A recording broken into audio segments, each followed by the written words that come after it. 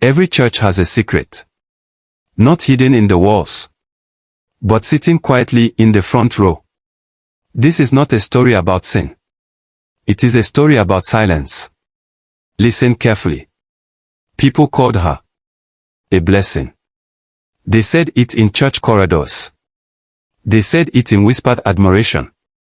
They said it like they were certain. Eliana is different. The women said. She carries herself with grace. The men agreed. She will make heaven proud. The elders concluded. Eliana smiled.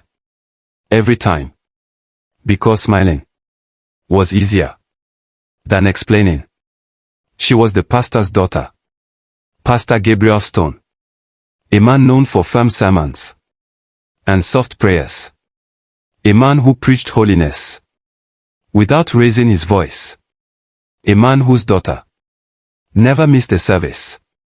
Eliana sat in the front row. Back straight. Bible open. Eyes focused.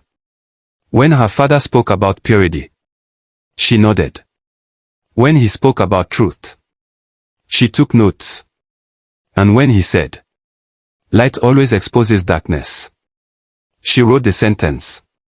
Twice. After service, a woman touched her arm.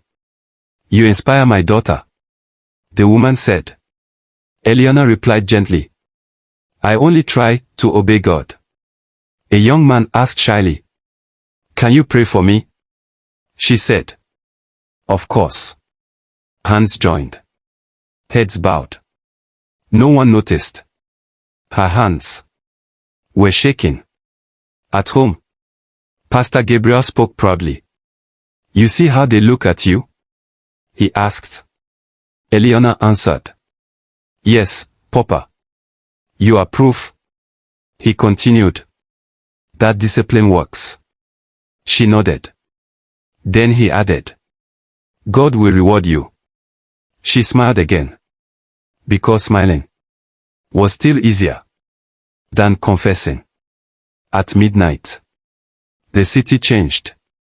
The streets grew louder. The lights grew harsher. The music grew heavier. Eliana stood in front of a mirror. The same face. A different reflection. She removed her modest dress. Slowly. Folded it neatly. Then she put on another outfit. Not sinful. Not careless.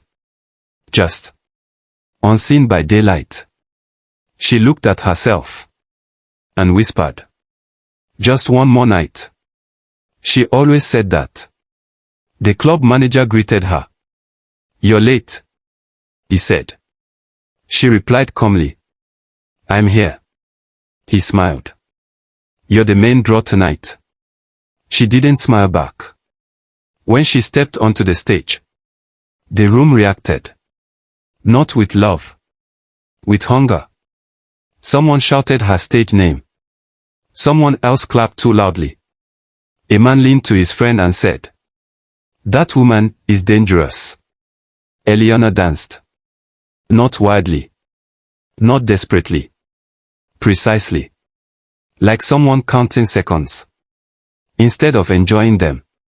Afterward, a customer asked, Why do you look sad when you win? She answered, Because winning isn't freedom. He laughed. You're strange. She replied, I know. At 4 a.m. She returned home. Quietly. She washed her hands. Longer than necessary. Stared at her face. In the mirror again. This time, she asked herself, How long can two lives survive in one body? She didn't answer. Sunday came. Quickly. Eliana stood beside her father. A church member said, Pastor, your daughter is a gift. Pastor Gabriel smiled. Yes, he said. She lives by example. Eliana lowered her eyes. Because examples don't speak. They endure. That night, her phone vibrated. An unknown number. A message appeared. I know who you really are. Her breath stopped. Another message followed. You preach by day. You perform by night. She sat down slowly. For the first time. Smiling. Did not help. Eleanor did not sleep. She sat on the edge of her bed. Phone glowing in her hand. The message burned into her eyes. I know who you really are. She whispered. Who are you? No reply. The silence was louder than any shout. The next morning, church felt different. Not because people had changed. Because she had. Every smile felt delayed. Every greeting felt examined. A woman hugged her and said, You smell nice. Eleanor thought. Is that perfume or suspicion? During service, Pastor Gabriel preached. Hypocrisy, he said, is when the mouth speaks holiness, but the heart hides sin. Eleanor's pen stopped moving. Her father continued. God is patient. But truth has a way of standing up. Eleanor swallowed. The front row felt too close.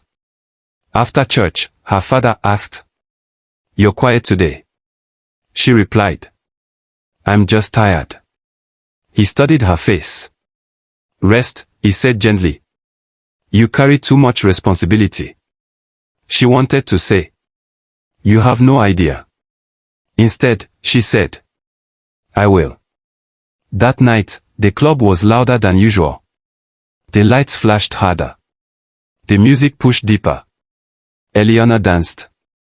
But something was wrong. She felt watched. Not admired. Measured. After her performance, a man waited near the exit. He was not drunk. Not smiling. He said calmly, You're better in church clothes. Her body went cold. She asked, Do I know you? He replied, No. But I know you.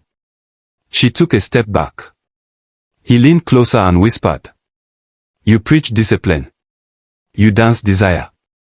She said nothing. Because words would betray her. Outside, the manager asked, You okay? She answered, Yes. He frowned. You sure? She nodded. But fear had already entered. Without knocking. At home, her phone vibrated again. A picture. Blurry. Dark. But unmistakable. Her. On stage. Another message followed. Your father would be proud. She dropped the phone. Her knees gave way. She sat on the floor. And finally cried. The next day, rumors started. Quiet ones. She's been distant. She looks thinner. She avoids eye contact. Eleanor heard them all. Silence was no longer protection. It was an invitation. A church youth asked her, Sister Eleanor, how do you stay pure in a broken world? Eleanor paused. She answered slowly, Purity is not perfection. The youth smiled. But Eleanor felt like a liar. That evening, her mother knocked. Eleanor, she said softly, Are you hiding something? Eleanor replied, No. Her mother stepped closer. Then why does it feel like you're leaving? Without moving. Eleanor looked at the floor. She said, I'm trying to survive. Her mother touched her cheek. From what? Eleanor didn't answer. The messages became bolder. Tomorrow. People will see. You should confess. Confess. To whom? Her father. The church. The God she still prayed to at night. That night, Eleanor stood in the mirror again.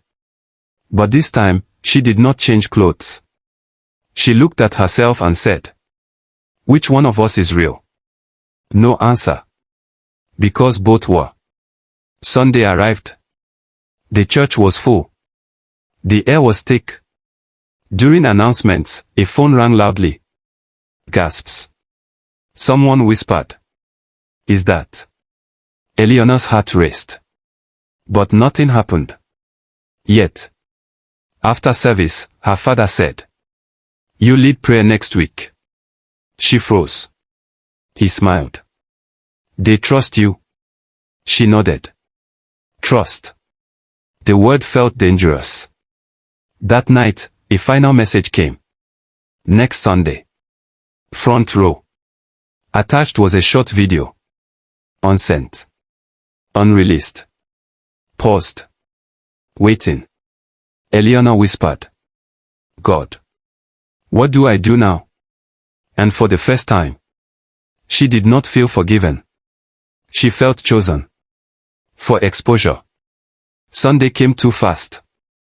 Eleanor stood in front of her wardrobe. Hands shaking. Heart racing. She touched the church dress. Then the stage heels. She stepped back. And whispered. God. Don't let today be the day. At breakfast, her father prayed longer than usual. Lord. Protect our children. From hidden battles. Eleanor closed her eyes. Every word landed. Too close. The church was full. More than usual. People came early. They whispered. Not about her. About something. Eleanor felt it. She sat beside her parents. Her mother held her hand. You're cold, she said. Eleanor replied. I am fine. But her pose betrayed her. During worship, Eleanor noticed a man. Front row. Black jacket. Neutral face. Phone in his hand. Not raised. Not hidden. Waiting. Pastor Gabriel began his sermon. Truth, he said, is not loud. It waits. Eleanor's breath caught. He continued. It watches. Her fingers curled. And when the time comes, he said, it walks into the light. On its own. A murmur moved through the church. Suddenly. A notification sound. Loud. Sharp. From the speakers. Gasps. Someone whispered. What is that? The screen behind the altar lit up. For 1 second. Black. Then. Movement. Lights. Music. A familiar stage. Eleanor. Time stopped. Her mother stood up. Her father turned. The church froze. Someone screamed. Another person said, no. That's not her. But the face was clear. The body unmistakable. The name flashed. Luxel. Eleanor did not move. Her legs refused. Her heart broke silently. Her father whispered. Eleanor. She looked at him. Not crying. Just empty. She said. I wanted to tell you. Chaos erupted. People stood. Phones came out. Someone shouted. Turn it off. But it was already everywhere. The man in the front row stood up. He spoke calmly. She should not lie to holy people. Eleanor stared at him. She recognized the voice. The watcher. Her father raised his hand. Stop, he said firmly. The screen went dark. Silence fell. Thick. Heavy. Pastor Gabriel turned to the congregation. Leave, he said quietly. One by one, they did. Whispers followed them out. Judgment walked with them. When the doors closed, Eleanor collapsed. Her mother held her. Crying. Her father stood still. Not angry. Broken. He asked. Why? Eleanor answered slowly. I was surviving. He said. This is not survival. She replied. It was the only place. I felt sin. Her mother whispered. How long? Eleanor replied. 2 years. Silence. Then her father said. Who knows? She answered. Now. Everyone. Later that night, the man was identified. A former volunteer. Fired. Bitter. He had followed her. Recorded her. Waited. Her father asked. Why didn't you stop? Eleanor replied. I thought silence would protect me. He closed his eyes. Silence, he said, does not protect lies. She whispered. I know. The next morning, headlines came. Pastor's daughter exposed. Double life shocks church. Holy by day, stripper by night. Eleanor didn't read them. She already knew. She packed a bag. Her mother asked. Where are you going? Eleanor said. Away. Her father spoke gently. No. She turned. He said. You will not run. She replied. I can't stay. He answered. Then stand. He looked at her. Do you believe in God? She nodded. Do you believe God can forgive you? She hesitated. Then said. Yes. He said. Then we begin there. That night, Eleanor knelt. Not as a dancer. Not as a preacher's daughter. As a tired soul. She whispered. I don't know who I am anymore. And for the first time, God did not feel distant. But outside. The world was not done with her. Because forgiveness is quiet. And shame is loud. The house felt smaller. Walls listened now. Every sound echoed. Eleanor stopped answering her phone.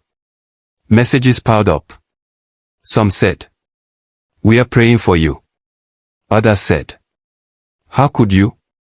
One said, you destroyed your father. She deleted them all. Her mother stopped going to church.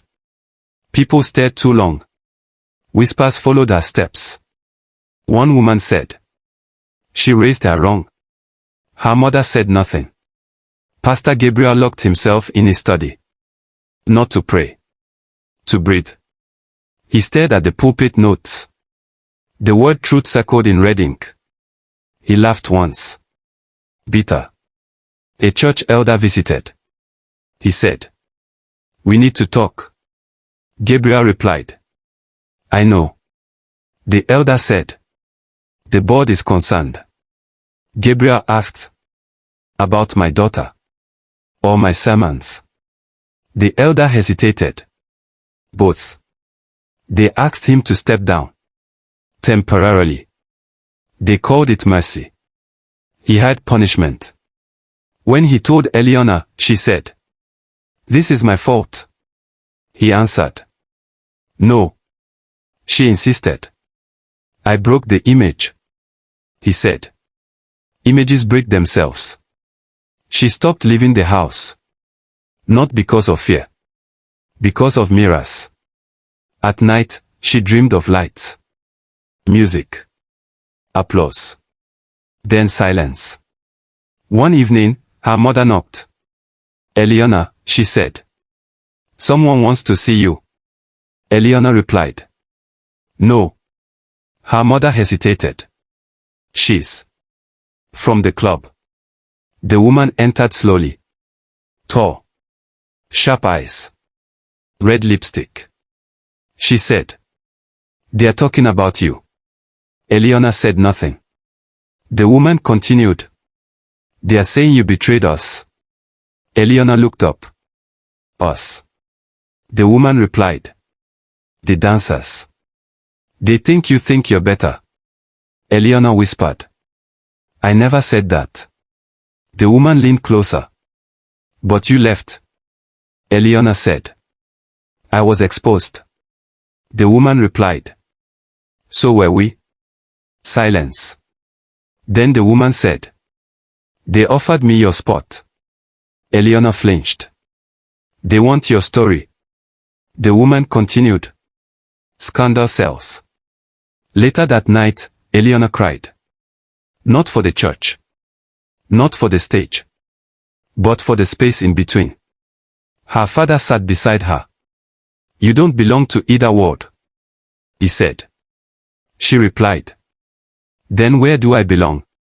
He answered. Where you stop performing. A letter arrived. No sender. Inside, one sentence. Come back.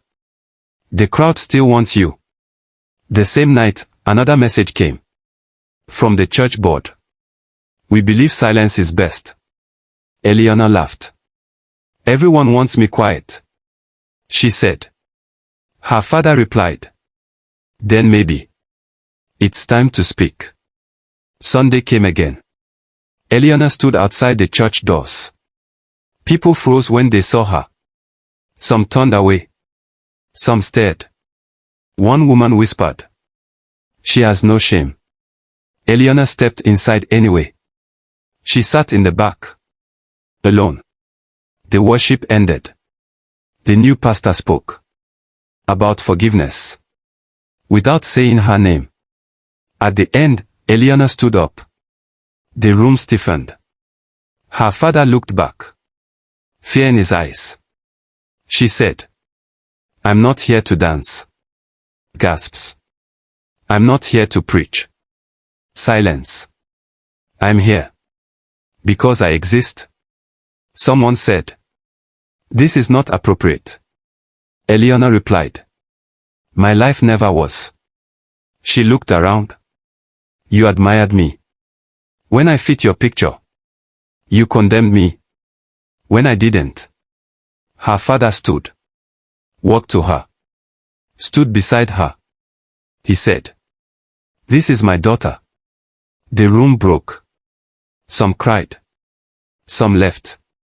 Some stayed. That night, Eleanor made a decision.